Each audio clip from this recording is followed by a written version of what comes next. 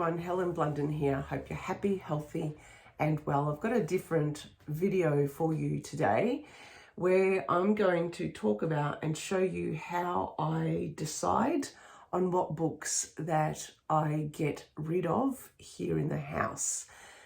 As you can see, I've got a lot of bookshelves behind me and they're all over the house, and I have finally come to terms and realize that there are a lot of books that I've collected over the years that I simply will not ever read again, or just aren't me anymore.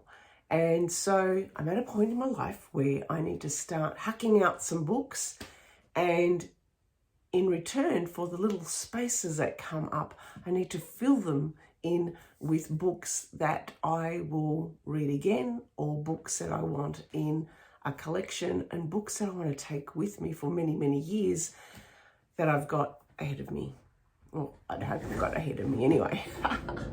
So I thought today I'm going to talk about how I get rid of books, which, let me tell you, is very, very difficult. First of all, I've got these books here. Now, these books look pretty boring, don't they? Yes. And you see that they're all related to training and corporate learning, e-learning and so forth. These are all my reference books. I used to be in the field of learning and development and worked for the corporate world. So this was my area of expertise. It's not anymore. Things have moved on.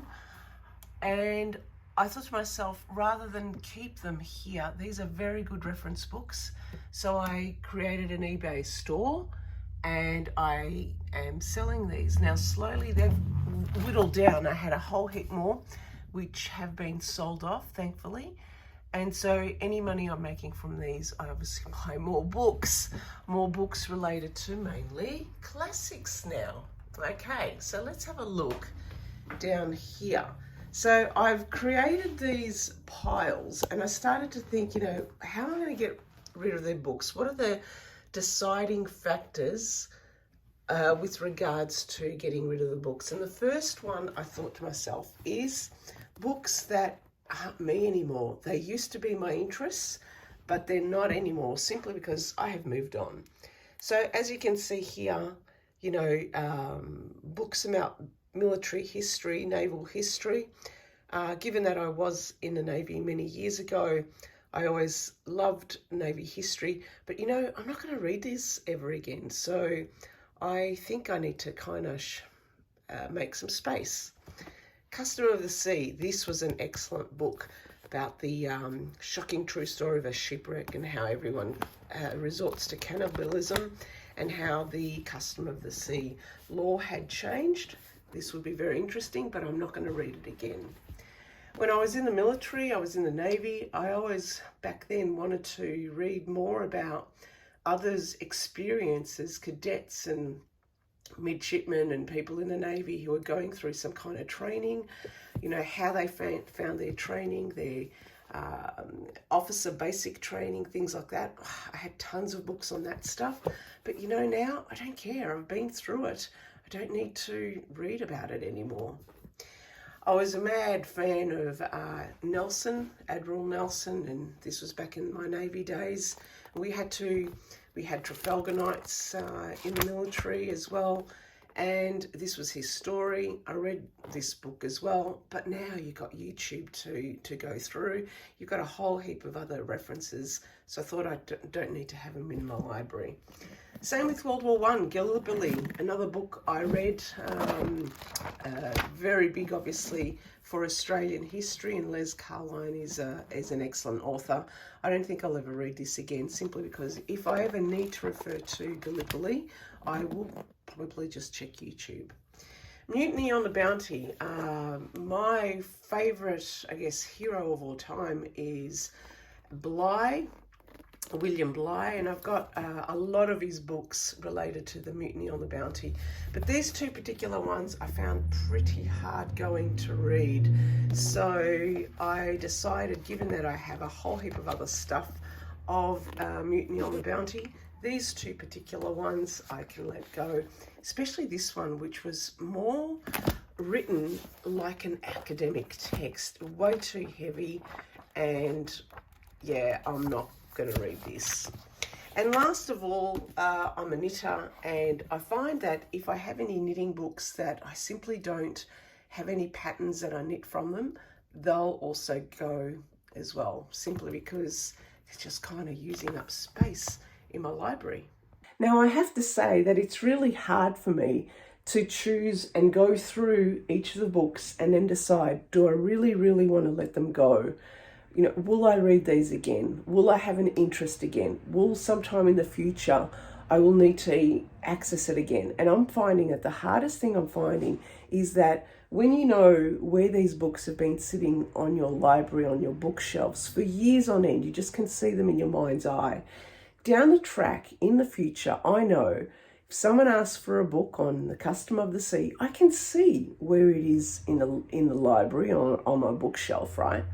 And I will go to that place and I will not find it there in the future because I had gotten rid of it. So that's something that scares me. And but it's a feeling that I really need to get rid of, simply because I need space on my bookshelves. Here's another few that I'm getting rid of now. These are classics.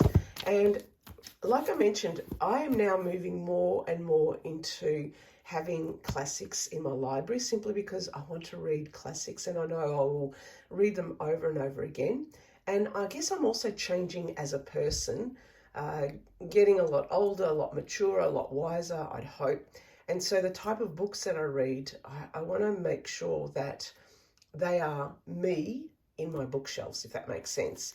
So this one, The Leopard, was a really interesting book about Italian history, but it's unlikely I'm going to read it again. It was way too specific for my needs. Jane Austen's Persuasion, the only reason I'm getting rid of this one is simply because I accidentally bought this one when I already had a copy of another one. I simply need to kind of get my act together, but I really like that. Oh, this one's got an old map of Bath that is moth-eaten. I might actually keep this. Oh, we'll just leave that aside there. Okay, so Persuasion goes. And look at this. This was a hard one for me. Ian McEwan. I love his books, but I don't love them enough to have his entire collection. So say, for example, I love Coetzee, I love Orwell, I love Hemingway, and I have started their collections. But for Ian McEwan, I love reading his books, but not enough to keep them in a collection. So I'll give them away, knowing full well that these are going to be quite popular and others are going to get value out of them as much as I did. So that's one there. Righto, let's look at some non-fiction. Back in the past, I just love reading about comedy. But now I think to myself, these are just taking up space on my shelves, and it's unlikely I'm going to read a travel book on a country that doesn't exist. A bit funny, sometimes a bit too raw for this one, so out it goes. Also, in my younger years, in my 30s, I was really into non-fiction, personal development and things like that. I'm in my 50s now. I'm so over it. I think by now, if I haven't learned how I function as an individual, why I function the way I do, how I think, why I think, how I connect with people, relationships with other people, with my family, with my friends, if I haven't figured that out, then I might need this book. But for me now, no, that could go. I'm also a bit of a political fiend, and I bought some funny books about ex-prime ministers and ministers who are basically idiots in Australia. These are their funny quotes and things. It's unlikely I'm going to read them again. Basically, I don't want to be re-traumatized every time I think of these. I was going to call them F-wits, but idiots here in Australian politics. This one was Bizarre Books, which I really just bought for a laugh. For a girlfriend, but it's I kept it, and it's a bit of amusing, but I don't think I'll read it again. Same for this one, an amusing How to Live with a Man, very funny quotes from 1950s as well. Yeah, unlikely I'll read again. And okay, these two books were huge back in the day. I don't know, people were reading about Islamic fundamentalists and women in the Islamic religion as well, and the difficulties they found. Again, really interesting books. Don't get me wrong. I enjoyed, that's not a word, enjoyed reading them and learning more about them, but it's unlikely I'm going to read these again. And similarly, The Idiot Abroad, very funny, Cole Pickington. I love this. I had a laugh and I really enjoyed the videos. I'm not a very big fan of this guy, but together they seem to make some funny shows. Him by himself, a bit hit and miss at times. Anyway, so they are books that unlikely, well, let's cover his face. We don't want to see his face. Good old Tony Abbott. Right, okay, let's move on. Now, these ones are novels I've enjoyed, but I would only read once. Kite Runner, we all know Kite Runner, good story, there we go. I don't think I'll read it again. Lionel Shriver, people are raving about Lionel Shriver, and I'm a bit of a hit and miss. I really liked her book about that mass murderer kid, Kevin, What Shall We Do About Kevin? But I don't have that book here. But in all likelihood, I wouldn't have kept it because it's just kind of like read once, let it go. Similarly, books about people leaving their life and going off overseas to live in Greece and have a taste of the Mediterranean. I don't know, in my 30s, I felt like that's what I wanted to do. But now in my 50s, I'm quite happy to stay at home and actually travel through YouTube or travel in my own travels. And I quite like the idea of being an Australian and staying on Australia land and enjoying what life has to offer here in Australia and traveling, doing my own travels overseas as opposed to reading about others. Jodi Picoult is another one who I never really got into. Everyone raves about Jodi Picoult, but I don't know. For me, I just can't get into her stuff at all. I don't know why. It's just not my thing. Right. Another thing, when I was younger, just really desperately trying to find myself and trying to think about, and learn more about myself. And Augustine Burroughs, I really like these books, but I think they're too traumatizing for me now, in the sense that, he wrote about how he grew up. And there was a stage where I was reading about books about really, I guess, dysfunctional childhoods, in an effort to really understand what people go through. I read these and yeah, they were pretty horrible, but I'm not going to read them again because I think I'm over it. Again, I would say that, yeah, not for me. I don't really want to read that stuff anymore. This is another example of people picking up their lives in Australia and going and living overseas. Not again. And similarly, what I was saying, Angela's Ashes, people having a really tough life as a childhood and then making good in the world.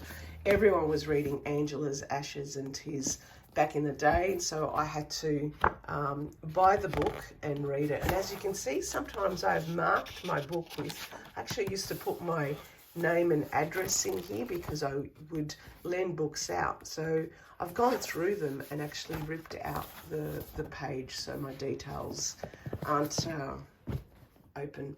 Anyway, and then Lionel Shriver again. So all these books I have read, but highly likely I would never read again. And similarly, my interests have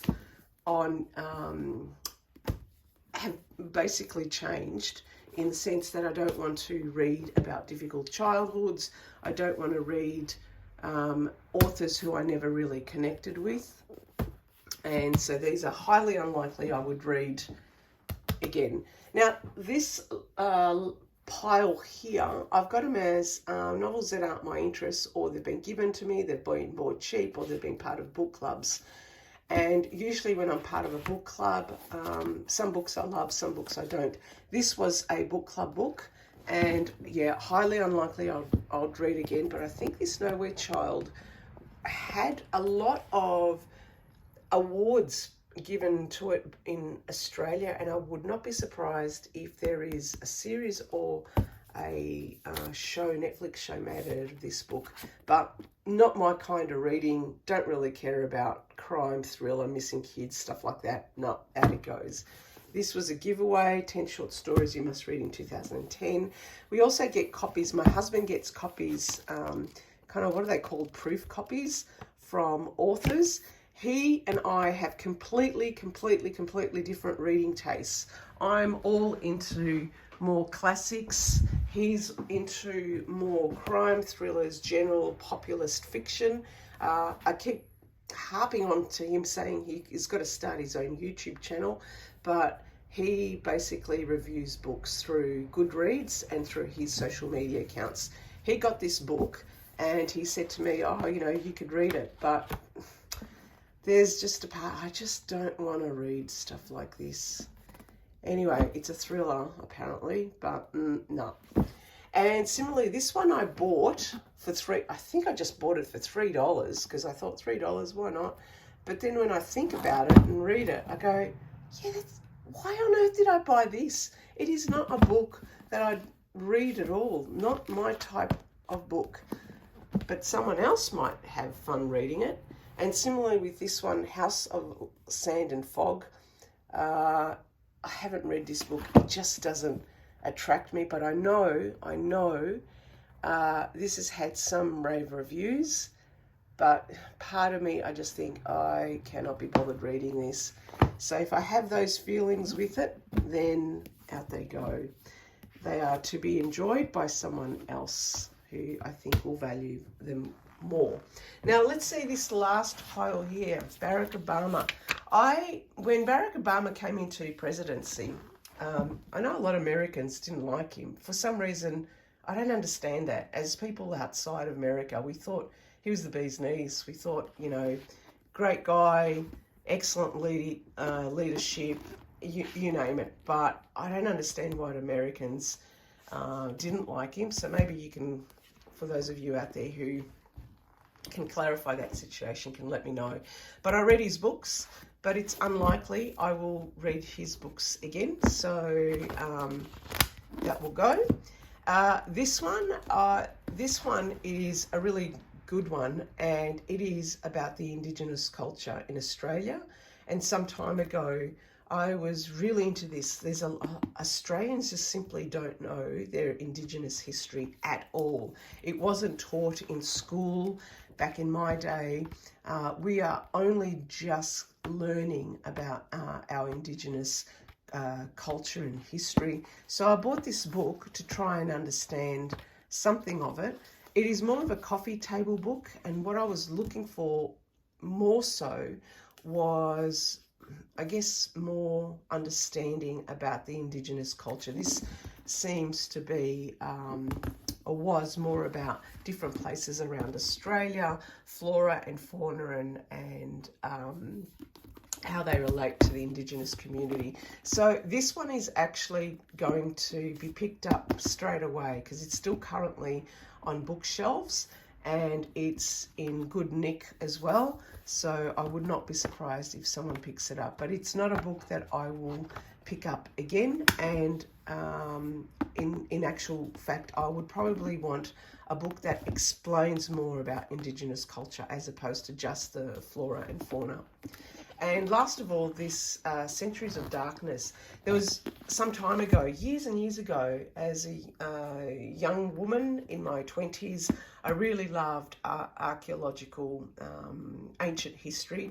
And this was a book I picked up, but you know, I have never read it simply because it was way too dense and written like I guess a university text. And I thought to myself, well, I'm never going to read this again. And besides, my interests have moved on and it's way too specific for me. So these are the books that I will give So that away. is it. This is how I have decided to get rid of these books. Basically, any comedy books that I would not read again, any books from authors who I didn't like, any books that simply don't strike a chord with me and I think I wouldn't like, any books that I had interests in the past and were simply now too specific or too detailed for me to ever refer to again, knowing that we have tons of resources in the library or on YouTube or elsewhere to find, I will give away. So I'm going to say goodbye to these books, and where I usually drop them off is there's going to be a few choices. Given that it's unlikely I can sell these books off eBay simply because they are just too prevalent, they're everywhere, I'm going to drop some of these books off at places like the charity organisations like St. Vincent's or the Brotherhood of St. Lawrence. We've got a lot of opportunity shops, secondhand bookstores here in the local area. I will just simply grab one stack and give it to them. But we also have in our area what's known as the University of the Third Age, and it is a not-for-profit organisation that runs lots and lots of classes for people who are over 55. And these classes are run in old schools, old secondary schools, and in all different parts of Melbourne. And they provide basically a full curriculum of different interesting and engaging classes for our retirees. And usually at the U3As, they have great libraries of, book exchanges. So I will grab one of these stacks and take them to the various U3As in the area. Another thing we have are these little boxes and little library, little book exchanges, and they're usually at different high schools and also outside U3A and also outside council areas. So I know where these little book exchanges are, and I usually go in the afternoons or in the evenings and I pop them in there and see what else is in there to take home. And I think I'll get rid of these books quite easily. So goodbye, my loves. You have given me a whole heap of information and have educated me and have taken me through my 20s and 30s through very interesting times. But now, my 50s and beyond, it's going to be dedicated to the classics and modern classics.